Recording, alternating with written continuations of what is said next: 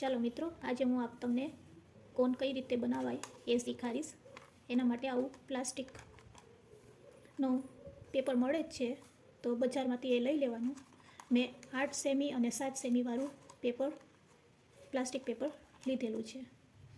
આ પ્રકારનો આપણે કોન બનાવવાનો છે. એના માટે સેલો ટેપ અને કાતર અને પેપર, પ્લાસ્ટિક પેપર, એ 3 વસ્તુની જ જરૂર પડશે.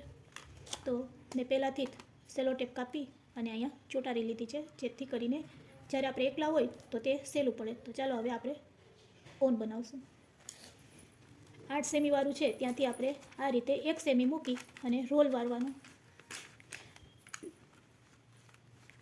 આ રીતે અણી રાખી ત્યાં આપણો અંગૂઠો રાખી દેવાનો.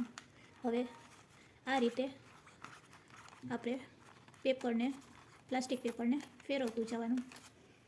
આમ રોટેટ આખું થઈ જાય અને ખાસ અણી છે એ 0 પોઈન્ટ રહેવી જોઈએ, એનું ખાસ ધ્યાન રાખવાનું. આ રીતે રોલ વારવાનો. કોન ટાઈપનો બની જાય, તમે જોઈ શકો છો. પછી અહીંયા આપણે સેલો ટેપ લગાડવાની. અડધો ઇંચ મૂકી અને સેલો ટેપ લગાડીશું.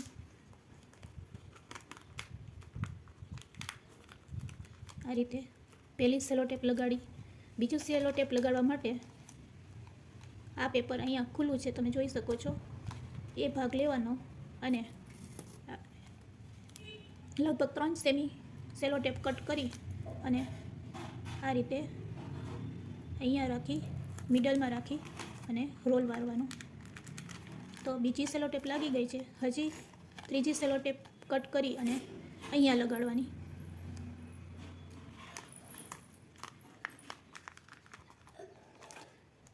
તો તૈયાર છે આપણો કોન. આ રીતે જરૂર ટ્રાય કરજો. હંમેશા નોક જોજો, 0 પોઈન્ટ રાખવાની. હવે આમાં મહેંદી ફિલઅપ કરી લેવાની અહીંયા સુધી, અને આ રીતે તમારે પેપરને વારી દેવાનું જ્યાં સુધી મહેંદી હોય, અને પછી સેલો ટેપ મારી દેવાની.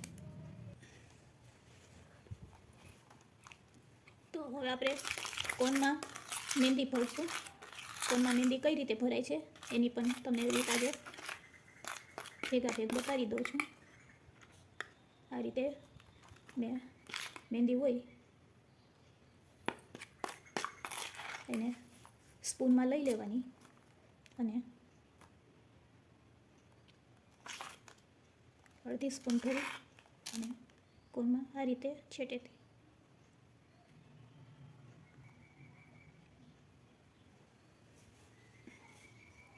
આ રીતે બધી મહેંદી ભરી લેવાની.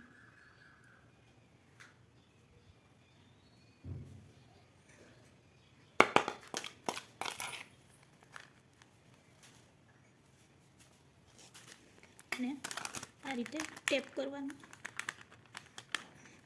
આ રીતે હલાવશો એટલે તમારી મહેંદી છે એ બધી નીચે ઉતરી જશે.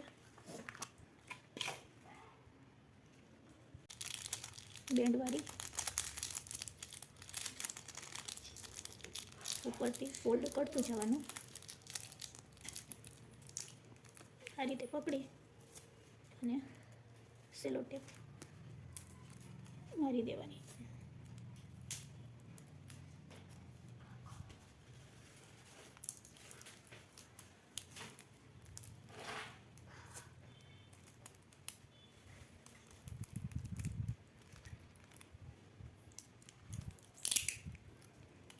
આ રીતે સેલો ટેપ માર્યા પછી અહીંથી બેન્ડ વારી દેવાનો અને એના ઉપર સેલો ટેપ રોટેટ કરી દેવાની.